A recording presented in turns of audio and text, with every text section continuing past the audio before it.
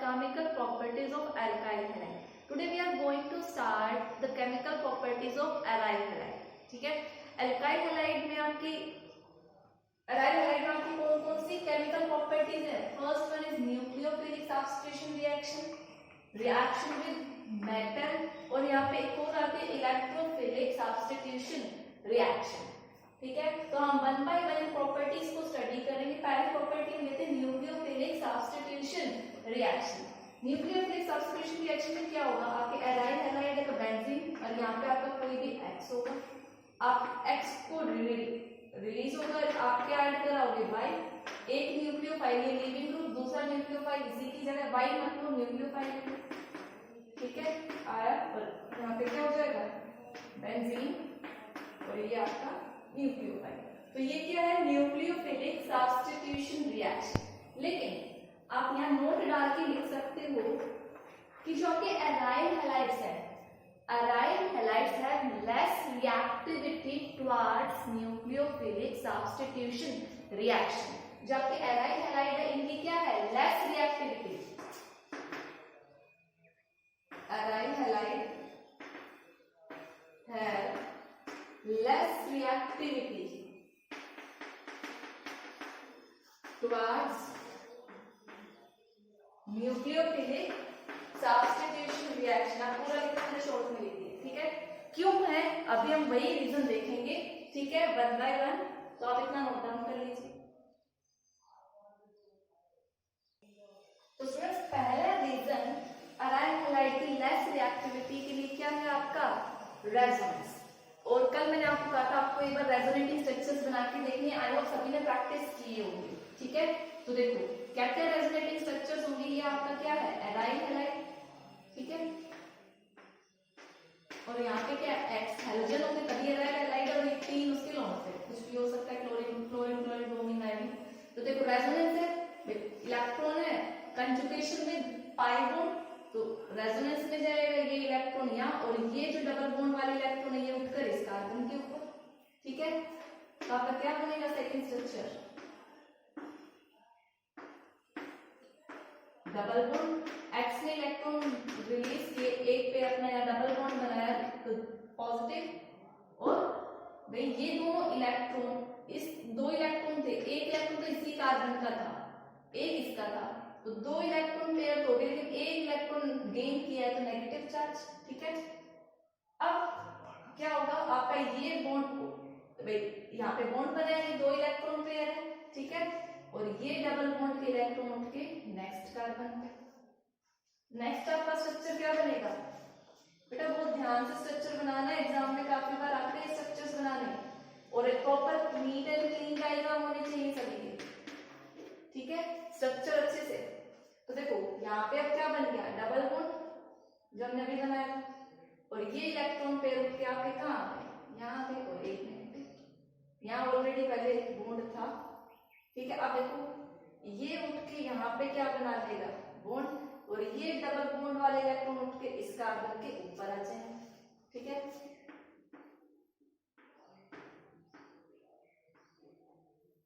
Double bond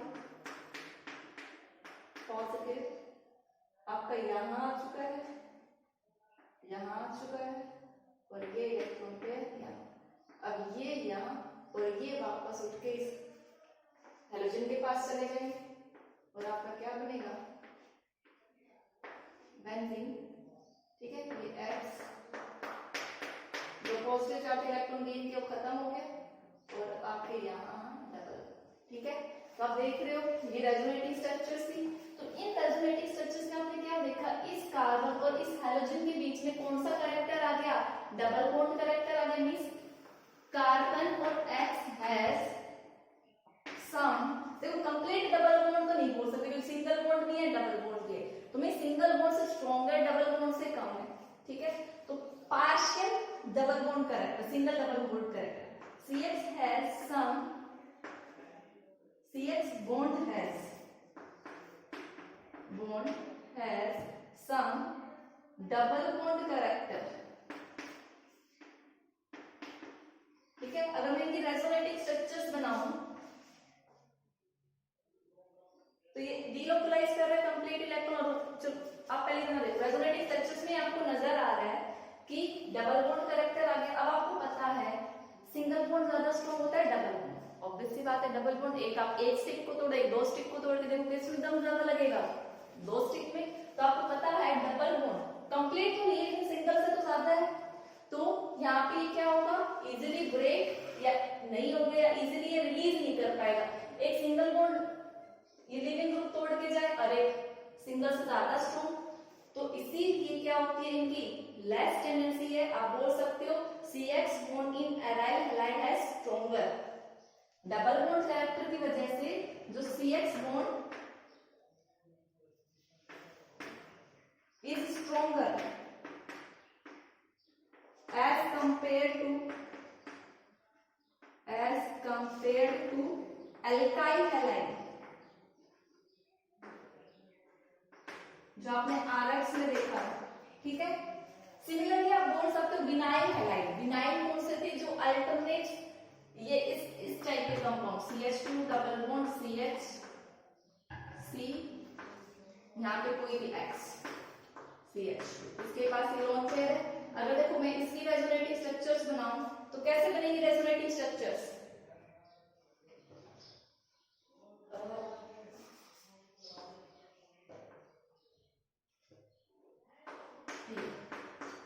ठीक है। तो देखो ये लोन पेयर कंजुगेशन में वही अल्टरनेट, तो ये यहाँ पे आएगा और ये यहाँ पे, ये आपका क्या है विनाइल हैलाइड।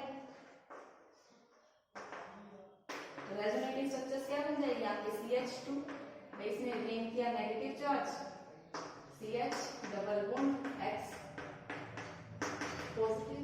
तो जैसे एराइल हैलाइड में डबल बॉन्ड कैरेक्टर आया, विनाइल हैलाइड में भी क्या आता है, कार्बन और हाइड्रोजन के बीच में डबल बॉन्ड कैरेक्टर आता है, जिससे वो बॉन्ड क्या हो जाता है स्ट्रॉन्ग। इसीलिए वो लिविंग ग्रुप लीव नहीं करेगा तो न्यूक्लियोफिलिक सब्स्टिट्यूशन क्या होगी, लेस होगी। तो ये तुम्हारा रीजन नंबर 1 नोट करके फिर आगे के रीजन देखते हैं। So students, our next reason why aryl halide do not have less tendency to show nucleophilic substitution reaction is, आप बोल सकते हो हाइब्रिडाइजेशन ऑफ कार्बन, ठीक है।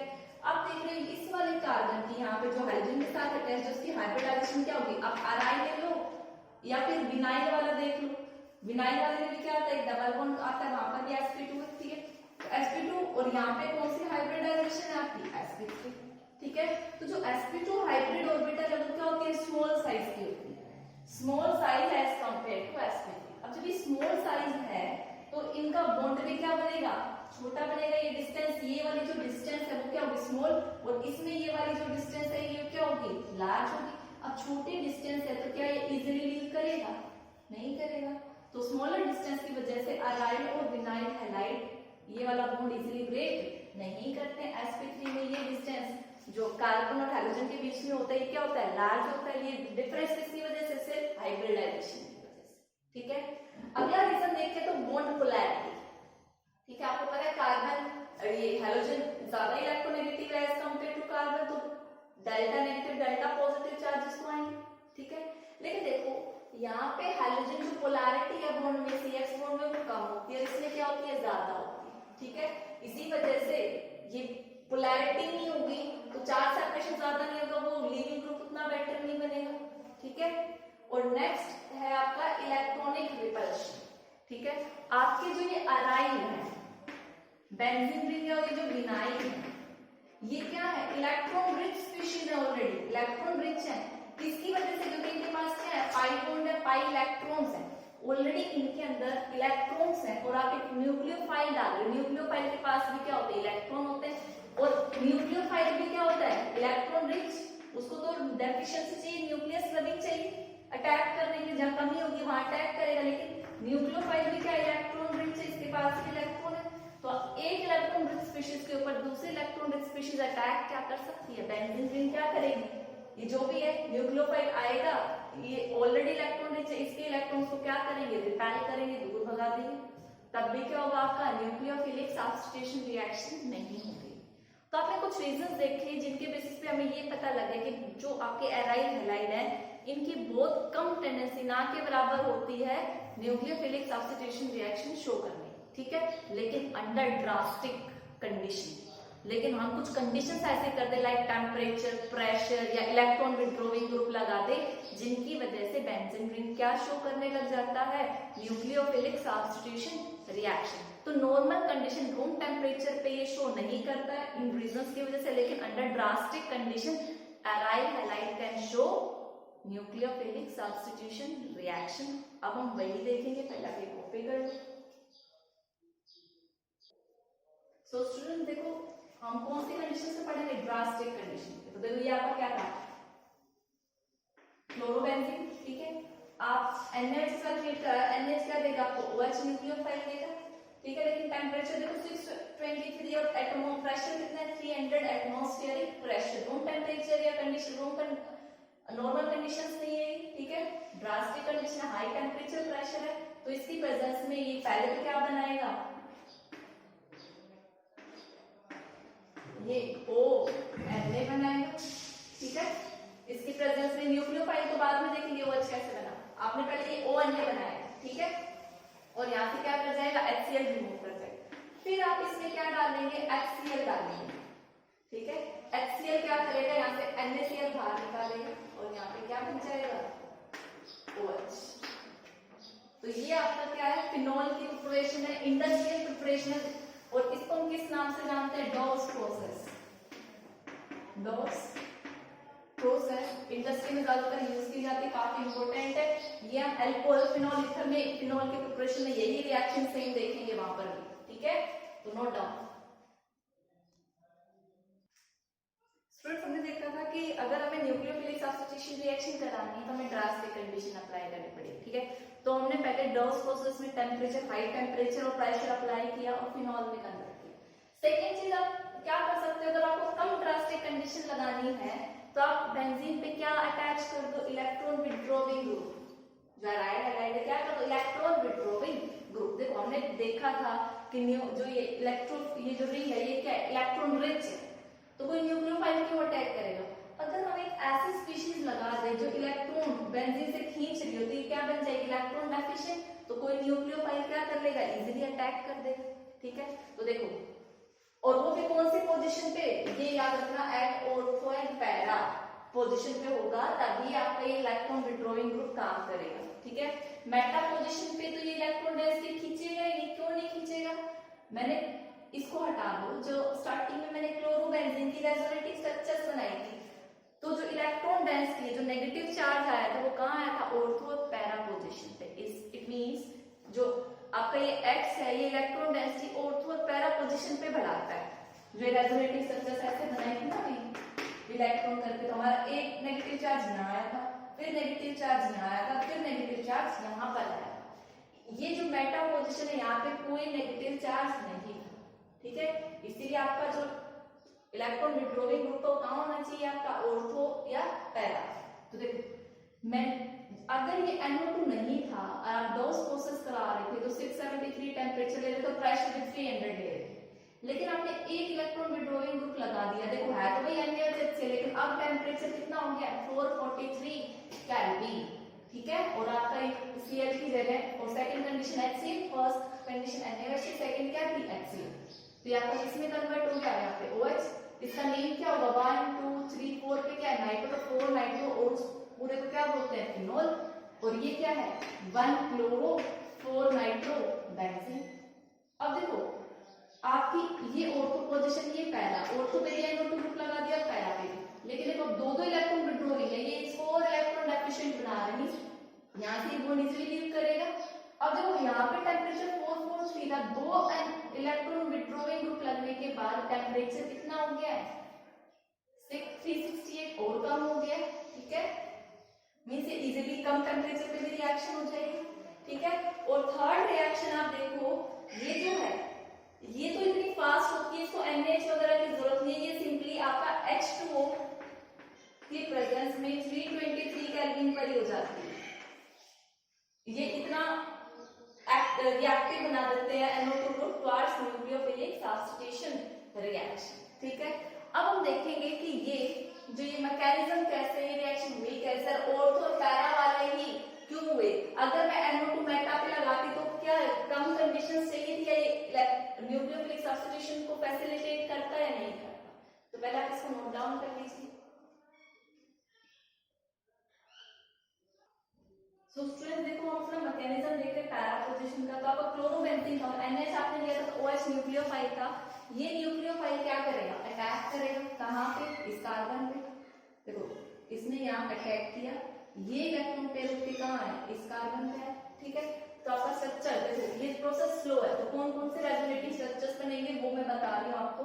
तो ये आपका बेंजीन, ध्यान से देखना है, ठीक है। ये Cl और यहाँ पे कौन आ गया, OH, और ये डबल बॉन्ड उठ के इलेक्ट्रॉन यहाँ आ गए, या आप बोल सकते हैं नेगेटिव चार्ज लगा सकते, ठीक है।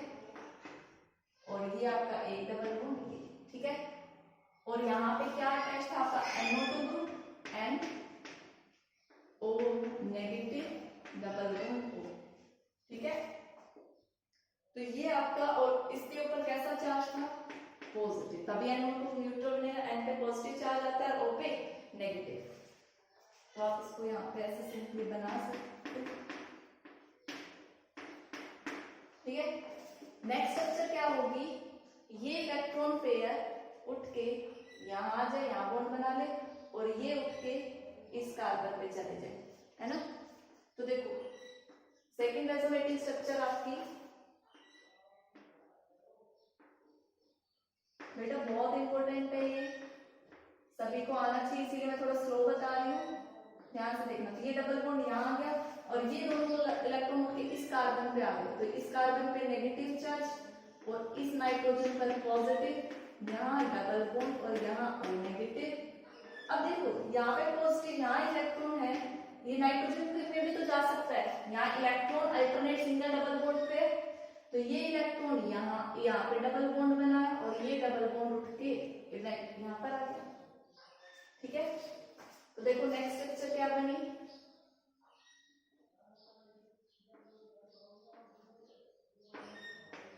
Cl OH और यहाँ पे आपका डबल बॉन्ड, नाइट्रोजन का पॉजिटिव चार्ज खत्म हो गया, ये नेगेटिव और यहाँ, ठीक है।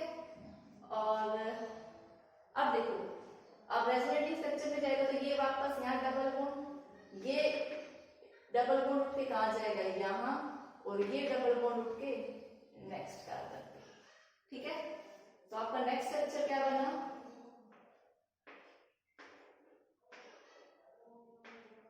Cl OH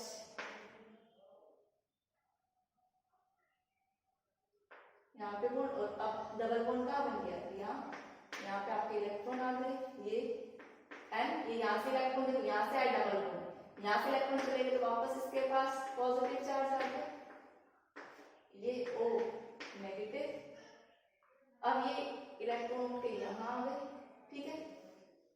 तो देखो अब ये इलेक्ट्रॉन यहाँ आए, तो अब OH और Cl में से वेक्टर लीविंग ग्रुप आपका कौन सा है, ठीक है।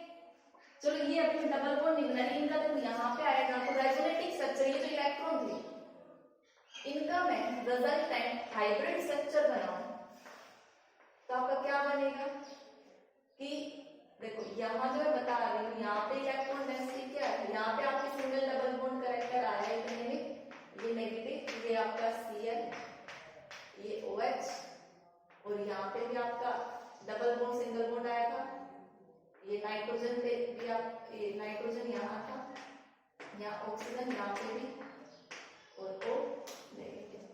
ये आपके रेजोनेटिव स्ट्रक्चर से, ये आपका रेजोनेंस हाइब्रिड, ठीक है। अब इसमें से क्या होगा, Cl माइनस रिलीव करेगा, जो कि रिएक्शन क्या होती है, फास्ट। अब देखो यहाँ से Cl माइनस जो मैंने बताया, ये यहाँ अटैक कर जाएगा और यहाँ से Cl निकल जाएगा, तो आपका क्या बन जाएगा, ये Cl और यहाँ पे NO2। तो ये ओवरऑल मैकेनिज्म था, हमने पढ़ा था नाइट्रो पे। सिमिलरली ऑर्थो पे होगा, तो ऑर्थो पे भी ऐसे नेगेटिव चार्ज आएगा, वो एक्सटेंशन में जाएगा। आप खुद से प्रैक्टिस करेंगे, सबकी नोटबुक में होना चाहिए, अपने खुद प्रैक्टिस करेंगे कि अगर ऑर्थो पोजीशन पे NO2 है तो उसके स्ट्रक्चर्स भी इतने ही बनेंगे, ठीक है। तो देखो फैसिलिटेट क्या कर रहा है कि ये जो इलेक्ट्रॉन रिंग में थे, जो नेगेटिव चार्ज रिंग पे आ रहा था, उसका रेजोनेटिव अंदर NO2 ग्रुप की वजह से और बढ़ गया। यहाँ पे जो नेगेटिव चार्ज आया NO2 के थ्रू, वो और ज्यादा स्टेबलाइज हो रहा है। ये जो इलेक्ट्रॉन थे ये यहाँ पे भी रेजोनेंस में आएगा। अब देखो अगर पैरा पे तो देख लिया, ऑर्थो का भी सेम ऐसे ही जाएगा। आप खुद से प्रैक्टिस करेंगे, मैं आपको मेटा पोजीशन पे क्या होगा वो समझा रही हूं। तो देखो मेटा पोजीशन पे अगर आपका होगा ये Cl, यहाँ पे N double bond O negative, ठीक है। तो सिमिलरली आपका OH आएगा नेगेटिव, यहाँ अटैक करेगा, ठीक है। इसने अटैक किया, ये इलेक्ट्रॉन उठकर यहाँ आया, ठीक है। Cl OH N double bond O negative. अब देखो ये इलेक्ट्रॉन उठ के नेगेटिव चार्ज यहाँ पे आया डबल बॉन्ड बनाने के लिए, ये इलेक्ट्रॉन उठ के कहाँ गए, यहाँ गए। फिर आगे क्या होगा, ये इसकी रेजोनेटिंग स्ट्रक्चर्स हैं।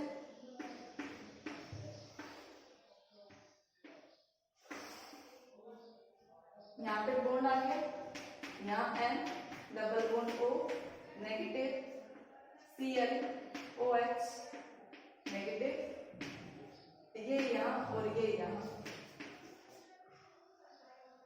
मैं इतने पार्ट पूरा कर रही हूँ ऊपर वाले को, ठीक है।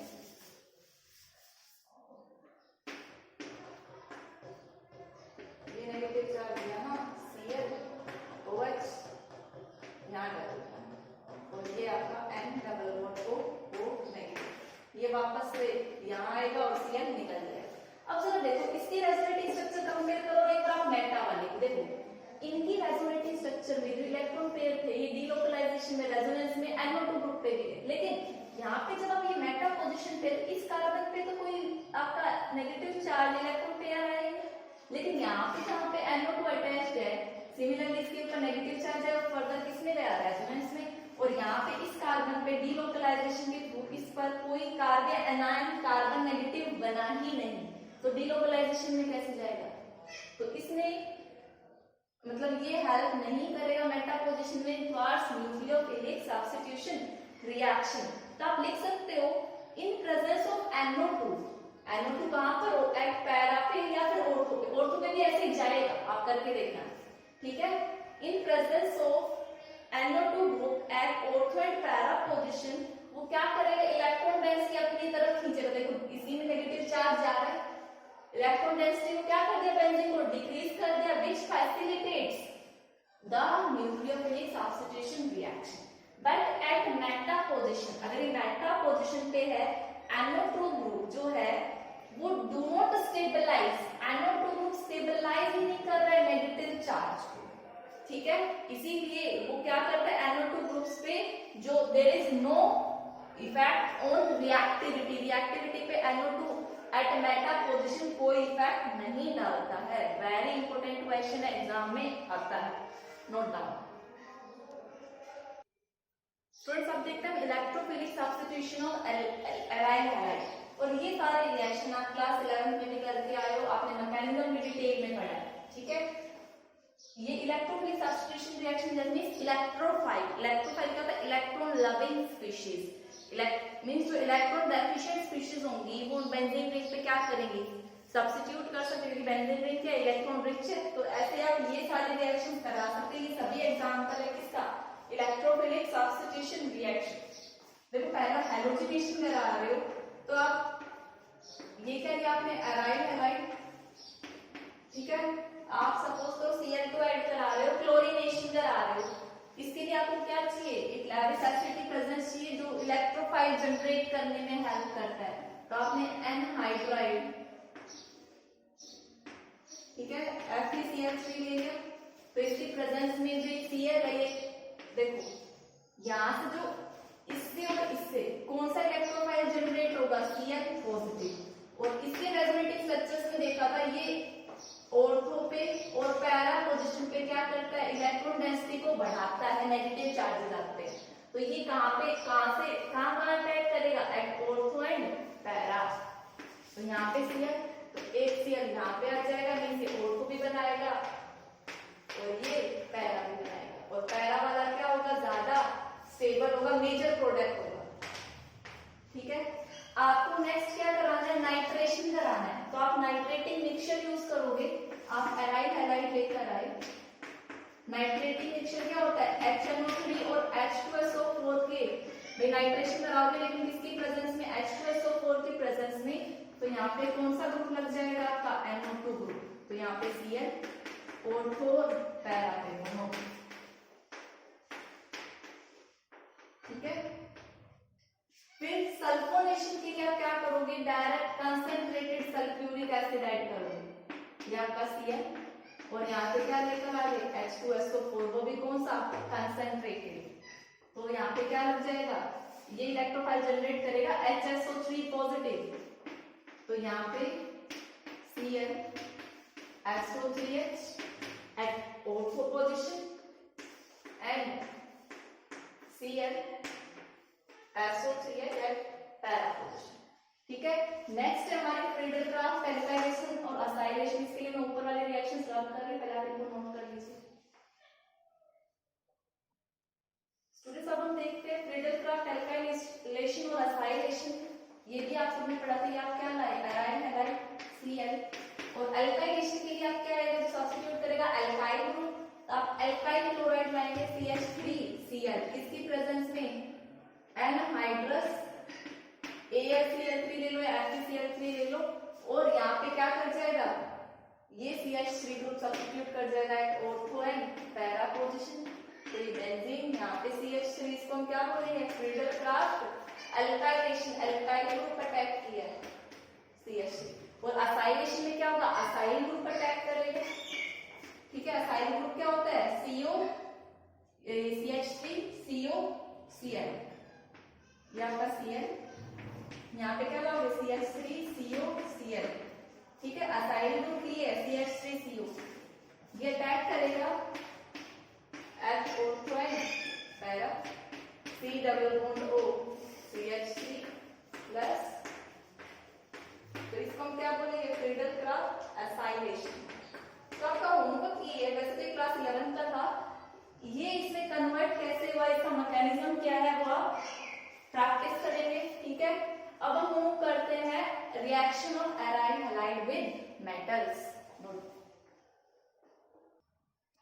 स्टूडेंट देखो, पहले रिएक्शन है रिएक्शन विद सोडियम, आप एल्काइल हैलाइड को, सॉरी एराइल हैलाइड को सोडियम के साथ रिएक्ट कराएंगे, तो ये आपकी कौन सी रिएक्शन बनेगी, देखो एराइल हैलाइड में जब हमने सोडियम के साथ रिएक्ट कराया तो रिएक्शन होती है हमारी वुड्स रिएक्शन, RX सोडियम की प्रेजेंस में और ड्राई ईथर की प्रेजेंस में निकल गया था।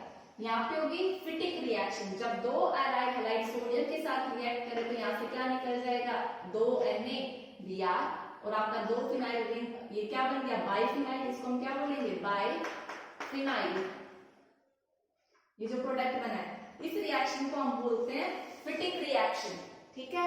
अब देखो इसको मैं रब कर रही हूं, जब आपके दोनों एल्काइल हैलाइड थे तो कौन सी रिएक्शन थी, सोडियम के साथ वुड्स रिएक्शन, दोनों एराइल हुए तो कौन सी हुई, फिटिक रिएक्शन। लेकिन अब मैं एक सपोज करो Cl, ये एल्काइल हैलाइड ले लिया, 2 मैंने सोडियम ले लिया, लेकिन एक एल्काइल हैलाइड लिया लाइक CH3Cl, तो यहाँ से Na और यहाँ से Cl, तो यहाँ से वुड्स और फिटिक दोनों कंबाइन करेंगे तो इस रिएक्शन ये क्या बनेगा, बेंजीन के ऊपर CH3 आ जाएगा। इस रिएक्शन का नाम क्या होगा, वुड्स फिटिक रिएक्शन, ठीक है। तो आपको पता होगा वुड्स रिएक्शन में 2 एल्काइल हैलाइड, फिटिक रिएक्शन में 2 एराइल हैलाइड, एक एल्काइल और एक एराइल सोडियम के साथ रिएक्ट करे तो कौन सी होगी, वुड्स फिटिक रिएक्शन, ठीक है। अब देखो नेक्स्ट रिएक्शन, देखो रिएक्शन विद कॉपर, कॉपर के साथ रिएक्ट करेगा तो वही दोनों रिएक्ट करेंगे, यहाँ से CuI2 निकल जाएगा, ये आयोडोबेंजीन के लिए होती है, मैंने आयोडोबेंजीन दिया है, तो ये जनरली कॉपर के साथ आयोडोबेंजीन रिएक्ट करते हैं और इस रिएक्शन को बोलते हैं उल्मान्स रिएक्शन,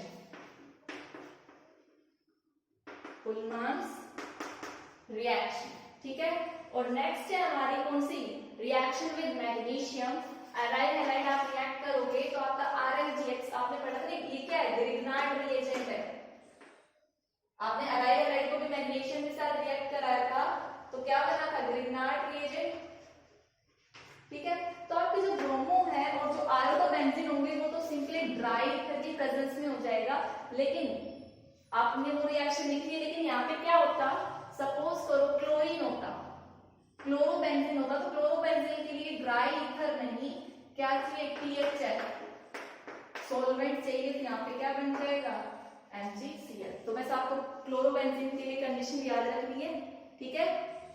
THL क्या है, टेट्रा हाइड्रोफ्यूरैन सॉल्वेंट है, ड्राई ईथर है, ड्राई टेट्रा हाइड्रोफ्यूरैन बोल सकते हो, ड्राई होना चाहिए, ईथर भी लोगे टेट्रा हाइड्रोफ्यूरैन बोलो, ठीक है। अब नेक्स्ट रिएक्शन देखते हैं, reaction with lithium, reaction with lithium.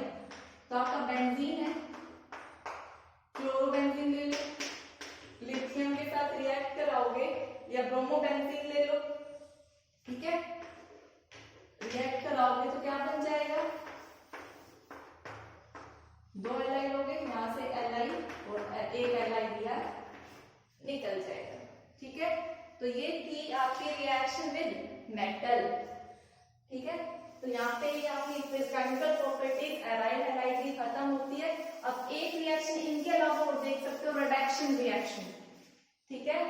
कौन सी reaction, reduction reaction, benzene reduction reaction में भी जाता है। तो ये अल्काइल अराइल क्लोरोबेंजीन ले लिया, ठीक है। मैंने 2 हाइड्रोजन ऐड करा दिए, यहाँ से एक HCl तो निकल जाएगा और एक Cl की जगह एक क्या आ जाएगा, H।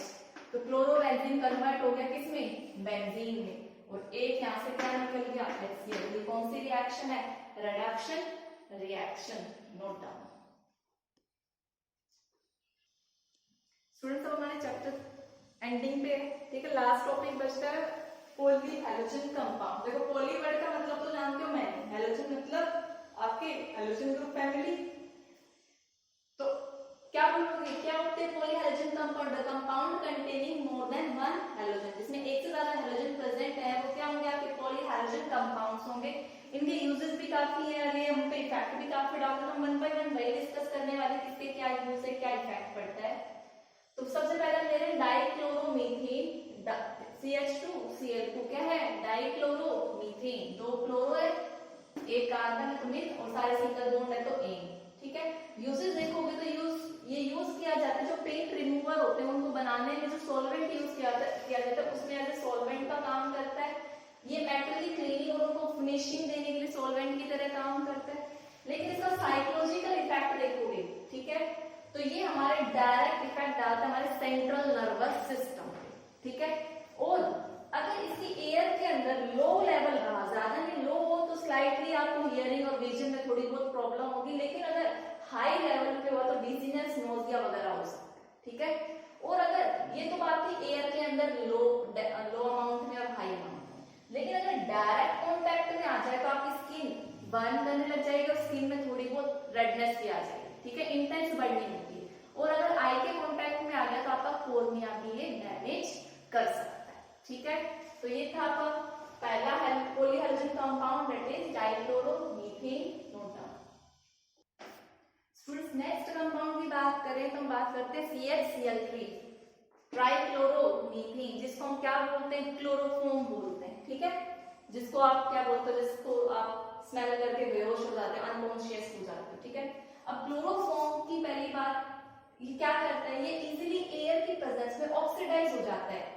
एयर होगी और लाइट की प्रेजेंस में ऑक्सीडाइज होकर क्या बना लेगा, एक कंपाउंड बनाएगा, कौन सा, आपका एक पॉइजनस गैस बनेगी, फोस्जीन। कैसे बनेगी, देखो जो CHCl3 था, ये ऑक्सीडाइज होगा किसकी प्रेजेंस में, लाइट की प्रेजेंस में, और ये क्या बना लेगा, COCl2।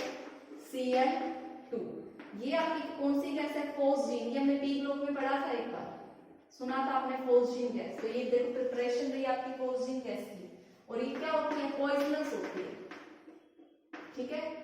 अब ये पॉइजनस है तो हम नहीं चाहेंगे कि फोस्जीन गैस बने, तो देखो ये ऑक्सीडेशन किसकी प्रेजेंस में हुआ है, लाइट की प्रेजेंस में हुआ है, ठीक है।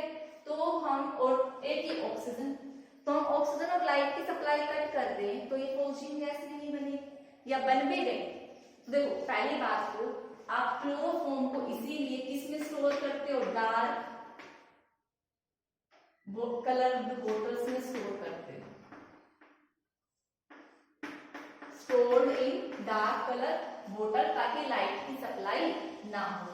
दूसरा, आप उसमें क्या ऐड करते हो, 0.6 से 1% अल्कोहल ऐड करते हो। ठीक है, कि बाय चांस आपका फोजिंग गैस बन भी गई तो वो उसको क्या कर सके, कन्वर्ट कर सके, इसके साथ रिएक्ट करके उसको पॉइजनस फ्री कर सके। ठीक है, तो अब क्या बोलते हैं, कैसे रिएक्ट करेगा, आपका अल्कोहल क्या होता है, वहां पे फोजिंग था CO Cl2, आपने क्या डाला C2H5OH डाला।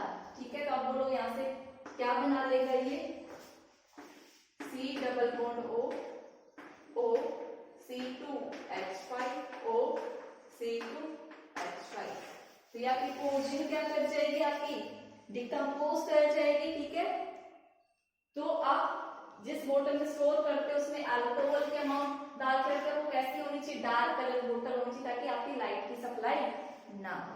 ठीक है, ये नोट डाउन करो, फिर हम इसके यूजेस और साइकोलॉजिकल इफेक्ट देखते हैं।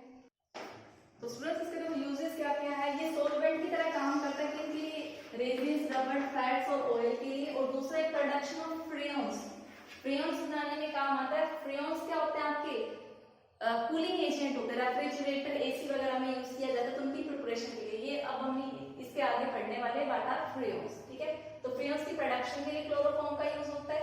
इसका इफेक्ट देखें तो डायरेक्ट हमारे सेंट्रल नर्वस सिस्टम पे इफेक्ट डालता है, डिजीनेस कॉज करता है, फटीग, हेडेक और हमारे डैमेज ऑफ लीवर, किडनी और लीवर को डैमेज कर देता है। ठीक है, अब नेक्स्ट है हमारा कंपाउंड आयोडोफॉर्म, आयोडोफॉर्म। ठीक है, आयोडोफॉर्म क्या होगा, CH3, ये CH Cl3, ट्राइक्लोरो, तीन ये हैलोजन्स होते हैं। अब आयोडोफॉर्म क्या होता है बेटा, आयोडोफॉर्म एंटीसेप्टिक की तरह काम में लिया जाता है एंड पहले। ठीक है, एंटीसेप्टिक, अगर आपको चोट वोट लग जाती थी तो उनको हील करने के लिए वाउंड्स के ऊपर लगाया जाता था। ठीक है, क्यों, क्योंकि ये जो है ये क्या रिलीज करेगा, ये I2 रिलीज करेगा। ठीक है, वो आपका एंटीसेप्टिक पर्पस के लिए यूज किया जाता है, लेकिन इसकी स्मेल के कारण, इसकी अनप्लीजेंट स्मेल होती है, इसीलिए आजकल हम इसको वाउंड्स के ऊपर नहीं लगाते हैं। हाँ, इससे कंटेनिंग कुछ और मिला के इसको मॉडिफाई करके यूज करते हैं। ठीक है, so note down students. Our next आपका polyhalogen compound is carbon tetrachloride. ठीक है, ये यूज कहाँ किया जाता है, manufacturing of refrigerant, propellants of aerosol, freons या फार्मास्यूटिकल। ठीक है, रेफ्रिजरेंट वही कूलिंग पर्पस या फ्रेयॉन्स बनाने के लिए काम है। ठीक है, और दूसरा ये फायर एक्सटिंग्विशर की तरह काम किया जाता था, जिसको हम किस नाम से जानते हैं, पायरिन के नाम से, ये भी मैंने आपको पी ब्लॉक में बताया। ठीक है, और इसके अगर इफेक्ट की बात करें, साइकोलॉजिकल इफेक्ट, तो हम पे इफेक्ट क्या क्या पड़ेंगे, आप बोल सकते हो ये हमारा लीवर डैमेज कर सकता है, it can cause liver damage, dizziness cause करता है, हेडेक हो जाता है, नोजिया हो जाता है, और ये क्या करेगा, वोमिटिंग, ऐसा लगेगा वोमिटिंग आए, लेजीनेस, कोमा में पहुंचा देता है, अनकॉन्शियस डेथ हो जाती है, और हमारी हार्ट बीट भी इरेगुलर कर देता है, ऊपर नीचे फास्ट कर देगा, स्लो कर देगा। ठीक है, तो ये इसके कुछ साइकोलॉजिकल इफेक्ट थे, यूजेस थे, नोट डाउन। फ्रेंड्स, हमारा नेक्स्ट कंपाउंड है फ्रेयॉन, जो अभी तक हम बार-बार नाम कर देता हम उसी को स्टडी करते हैं। जो मीथेन या इथेन के क्लोरो कंपाउंड्स होंगे, हमने क्लोरीन भी और क्लोरीन भी, उनको आप क्या बोलते हो, फ्रेयॉन्स बोलते हो। देखो कुछ एग्जांपल्स लिखे हैं, बहुत सारे हैं वैसे तो। देखो कार्बन की 4 वैलेंसी थी, हाइड्रोजन होता है मीथेन में, लेकिन हमने मीथेन में से हाइड्रोजन को रिप्लेस करके क्लोरीन और क्लोरीन देकर आ गए, तो इसको हम देखो किस नाम से जानते हैं, क्लोरीन 1, तो इसको हम बोलेंगे फ्रेयॉन 1,3, इसको क्या बोलेंगे, फ्रेयॉन 1,2। ठीक है, इसकी प्रिपरेशन की बात करते हैं, हमने कार्बन टेट्राक्लोराइड को पढ़ा था, प्रिपरेशन के लिए यूज में आता है। आप इसकी SbF3 के साथ SbCl5 की प्रेजेंस में रिएक्शन कराओगे तो आपको क्या दे देगा, ये फ्रेयॉन दे देगा। ठीक है, और ये कौन सी रिएक्शन है, तो देखो हाइड्रोजन एक्सचेंज हो रहा है, नहीं हो रहा है, तो ये रिएक्शन थी स्वार्ट्ज रिएक्शन, जो आपने पढ़ी थी, SbF3 की प्रेजेंस में देखा था ना, तो ये स्वार्ट्ज रिएक्शन हुई है। ठीक है। जो फ्रियोन्स होते हैं ऑर्डरलेस है, नॉन कोरोसिव और नॉन टॉक्सिक गैस होती है और स्टेबल रहती है high temperature and pressure conditions पे भी, ठीक है। और इसके साइकोलॉजिकल इफेक्ट की बात करें या इसके यूजेस की, सॉरी पहले यूजेस देखते हैं। यूजेस कहाँ किए जाते हैं, ये आपका यूज किया जाता है एरोसोल, जो आपकी एरोसोल बनाने में, फोम बनाने में, आपके डीओज वगैरह, स्प्रे वगैरह में, ठीक है। और एसी वगैरह में यूज किया जाता है, आपका रेफ्रिजरेंट पर्पस के लिए किया जाता है। और इससे एनवायरमेंटल इफेक्ट की बात करें तो ये क्या करता है, जो फ्री रेडिकल चेन है ओजोन की, ये उस फ्री रेडिकल बनाता है, ओजोन लेयर को क्या करता है, डिप्लीट करता है, ठीक है। ओजोन लेयर के डिप्लीशन में इसका क्या है रोल है, फ्रियोन्स फ्री रेडिकल जनरेट करते हैं और क्या करेंगे, ये ओजोन के लेवल को, जो नेचुरल है बैलेंस है, उसको डिस्टर्ब कर देंगे, चेंज कर देंगे। नोट डाउन बेटा। और next compound is DDT. DDT की फुल फॉर्म आप याद रखना, डाइक्लोरो डाइफिनाइल ट्राइक्लोरोइथेन। और ये टी का इंडिकेट कर रहा है पैरा पोजीशन ग्रुप, आपको समझ आ जाएगा। देखो ये आपका डीडीटी है, पैरा पोजीशन पे देखो क्लोरीन के अपोजिट साइड पे है, ठीक है। देखो कितने क्लोरीन है, ट्राइक्लोरो। देखो पहले इथेन था, इथेन में एक पे ट्राइक्लोरो, और डाइफिनाइल 2 फिनाइल है, और ये पैरा पोजीशन पे अटैक किए हुए पी और पी डैश, जिसको नाम दिया है, और ये आपके अल्काइल फिनाइल। इसके प्रिपरेशन की बात करें तो आपने आरएक्स लिए, क्लोरोमीथेन लिए, और ये क्या आपका क्लोरल के साथ रिएक्ट कराया कंसंट्रेटेड H2SO4 में, तो आपकी किसकी प्रिपरेशन हो गई, DDT की प्रिपरेशन हो गई। और ये जो DDT है, ये क्या है, बहुत ही पावरफुल इंसेक्टिसाइड्स है, इंसेक्टिसाइड्स वगैरह को किल करने के लिए यूज में लिया जाता है। और ये ज्यादातर आपकी क्रॉप्स वगैरह में अगर कोई इंसेक्ट्स हैं, उनको किल करने के लिए, मॉस्किटोज को किल करने के लिए आपकी DDT का क्या है, यूज है, ठीक है। ये नोट डाउन करो, फिर हम इसके साइड इफेक्ट्स देखते हैं। स्टूडेंट्स अगर इसके साइड इफेक्ट्स देखें तो ये हाईली टॉक्सिक होता है फिश के उस पे, ठीक है, फिश के ज्यादा हार्मफुल है।